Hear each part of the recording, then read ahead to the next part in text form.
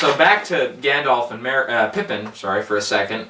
There's this kind of scene where there's still a battalion making it their way, and Gandalf and Pippin are still fighting, and and Pippin says, I didn't know it would end this way, and Gandalf says, there's this gigantic speech of his, not gigantic, but just so moving speech, where he kind of, says, it's white shores from here, And of course it's reflected by the song they sing at the end called Into the West, which was another Oscar winner, of course.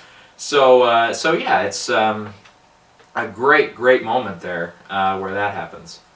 So yeah, there's definitely some great speeches here, and Gandalf gives one of the best in that scene.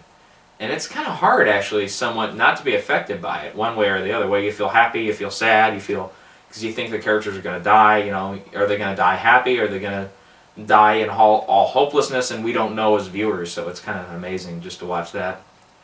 And then Theoden is attacked by the Witch King, the leader of the Black Riders, and Eowyn actually steps up to fight him, not an able-bodied man, and of course, through the movie, and this is actually kind of funny, they've been saying, the Witch King is the one beast that no man can kill, or the one warrior that no man can defeat. I think that's how they worded it in the book, but whatever. Finally, it's a woman who takes him down, and that's one of the better jokes, kind of triumphant moments for her character, of course, in the film, where the Witch King is not defeated by a man, so he's defeated by a woman. Great scene. And of course, there's this giant battle going on, and then these ships come in. We believe they're going to be the ships of the bad guys. And actually, I have seen another deleted scene from this movie, and that was, of course, there's a scene, there's a brief little clip in the movie where actually Peter Jackson has a cameo as the captain of one of those ships, and you see it very quickly, and if I had a picture with me, I probably still couldn't point him out. But there's a scene actually where he gets killed, a deleted scene where he gets killed by Legolas, and I'm glad they actually cut that scene out, because it does kind of ruin the epic reveal of the trio jumping off this boat.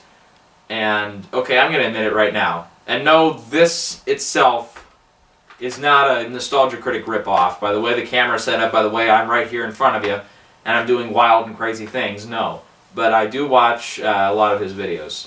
Not all of them, but some of them, at least. And he made a video, actually, the top 11, most awesome music scores or whatever, and Lord of the Rings was on there, and he pointed out this scene where, they jump off the boat, and there's this great music behind it, this triumphant kind of brass fanfare, if you will. And seriously, watching this scene, even today, as soon as they come up, you go, yeah! And they reveal, the big reveal, and they charge against them, and the army of the dead's right behind them, and it's just, watching it, you feel so childish watching it, because you're watching all these people die with such glee and happiness about you, but man, nothing tops that. Except for the next scene, yeah, of course this was coming. So Legolas, throughout these movies, always gets the best bits. And here, nothing I saw in all my years of watching films tops the scene where Legolas takes on the Oliphant. It's probably the best movie scene I've ever seen, ever. It's epic. Oh my God. I seriously sometimes cry tears of joy just thinking about it, because it is so blessed funny when he takes on this thing, and of course the music is great behind it as well, but he just kind of takes this look at it, and he's just like, I'm taking this thing on. And it's almost like Beowulf, actually. It's almost like a rip-off of Beowulf of some kind, but he just kind of has this look on his face, even though Orlando Bloom, is Orlando Bloom, so acting is whatever to him, But he's decent, I don't mind him.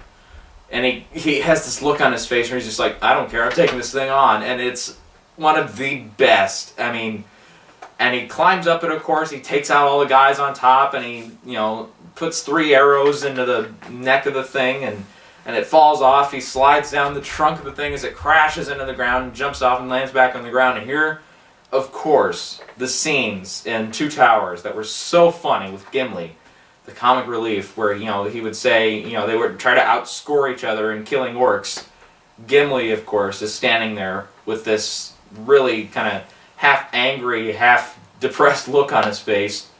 And he says, "That still only counts as one!" And it's the best resolution to that scene possible. I mean, you have this epic scene where Legolas is going up the thing and he's getting ready to fight him, and it's I wish I could see that. I wish I could show that clip and just show my reaction to it. But man, I just imagining it is just making me just really worked up here. No, I'm not going to cry. I worked up in excitement, of course. Oh God, man, nothing tops that. Nothing tops that. Epic entertainment quality. Entertainment. What's the word I'm looking for? Value. Yes. Epic entertainment value. And so, despite all that, Theoden ends up dying, and Éowyn, of course, mourns the death of her uncle. Éomer is still alive, of course, but then finally, after almost 2 hours, close to 2 hours, Merry and Pippin finally are reunited, and it's another great scene. And then, and the Aragorn says to the army of the dead, "Okay, you're free to go. I relieve you," or whatever, and they finally are laid to rest. And then there's the scene where the orcs, back now in Mordor, they've captured Frodo, who is still alive, and they've taken the ring from him supposedly, and he's just like, "Oh my God, what am I going to do?" And the orcs, we see them kind of fighting each other. There's a great visual moment actually where the orc falls off the tower. It's great stuff to watch because the camera kind of just follows him all the way down. It's good stuff. And then Sam comes back, and it's another great scene with him where he's it's funny too, where you only see his shadow and he looks like a guy who's really frightening, and he's only got a sword and a frying pan, and the orcs just run for the hills, and it's hilarious. And kind of there's a little bit of a temptation for Sam finally, where he has the ring on him. And he kind of, for a second there, wants to, say, "No, Frodo, you're going to do the wrong thing." But at the same time, I kind of still want it, And Frodo takes it, and that's that. And then they talk about sacrificing, back at Minas Tirith, they talk about, okay, Frodo is still alive, we think.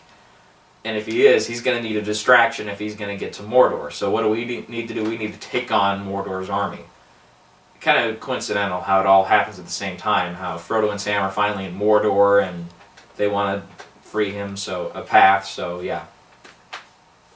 And then Sam starts to doubt their return journey now that they're finally there. But it's so darned hot, from all the lava and stuff, that they just don't know if they can make it any further. And then Aragorn kind of gives this rousing speech. To his men of the West, Rohan and Gondor, and says, it's not this day that we're all going to die, and all will be defeated. No, we will stand up and we will fight, against Mordor, and we will win.